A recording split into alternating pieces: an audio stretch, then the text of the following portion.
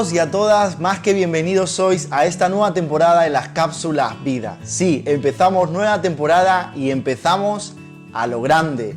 Nos sumergiremos y estudiaremos los aspectos generales y relevantes de la carta a los Gálatas. Una carta impresionante pero con mucho carácter.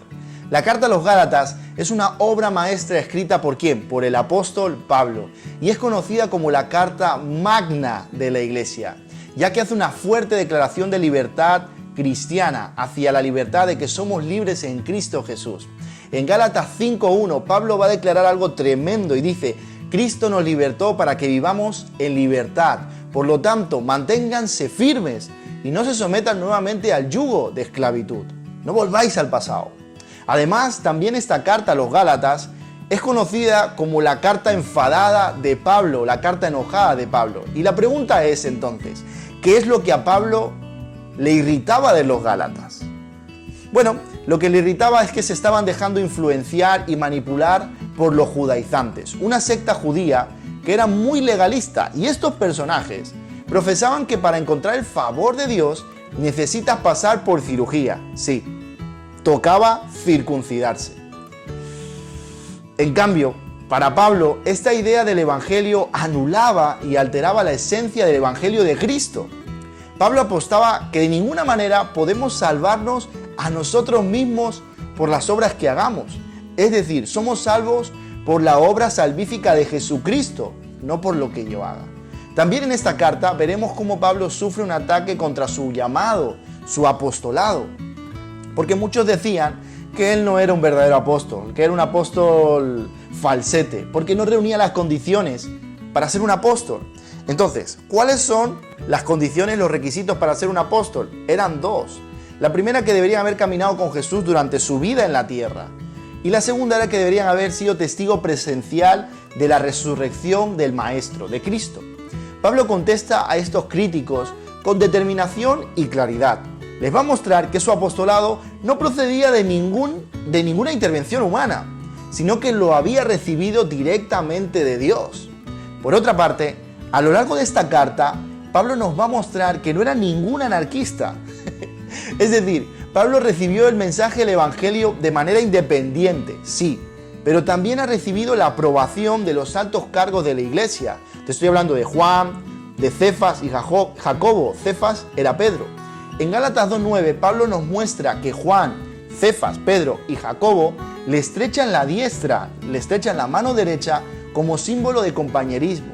Con esto, Pablo, ¿qué quiere decir? Pablo quiere decir que el evangelio que él predicaba estaba totalmente de acuerdo con el mensaje de Jesús. No era una milonga que él se inventó, era Jesús el que le había mostrado ese camino.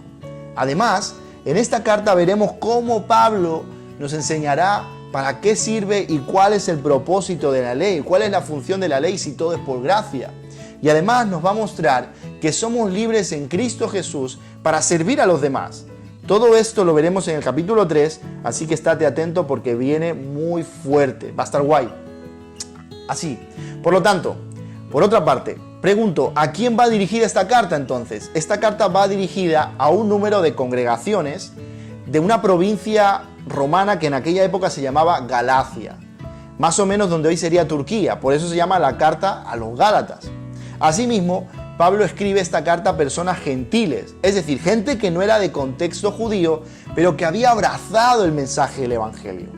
Para finalizar, la carta a los Gálatas tiene un cierto parentesco, dicen los teólogos, con la carta a los romanos. ¿Por qué? Porque hay dos ideas que hacen mucho énfasis en las dos cartas. La primera es que no somos justificados por nuestras obras, sino por la fe, por la obra que hizo Cristo en la cruz del Calvario. La segunda idea es que el Espíritu Santo es el principio de la nueva vida en libertad en Cristo, como hijos de Dios. Y concluyo con esto, presentándote que el gran tema de esta epístola paulina es que no nos podemos salvar a nosotros mismos a través de nuestras obras, pero Dios nos ofreció la salvación a través del sacrificio de Jesucristo en la cruz. Y todo esto fue por solo su gracia, no por mis obras. Todo esto y mucho más descubriremos en esta carta apasionante y con mucho carácter, donde Pablo nos mostrará que es a través de la fe, amigos, en donde puedo relacionarme con Dios y ser libre para servirle a Él. Esta carta está escrita por Pablo, sí, es verdad, pero está inspirada por Dios. Y de esta manera sigue siendo relevante y oportuna para nuestros tiempos, ya que es fácil caer en la trampa de lo que yo llamo hacer para llegar a ser.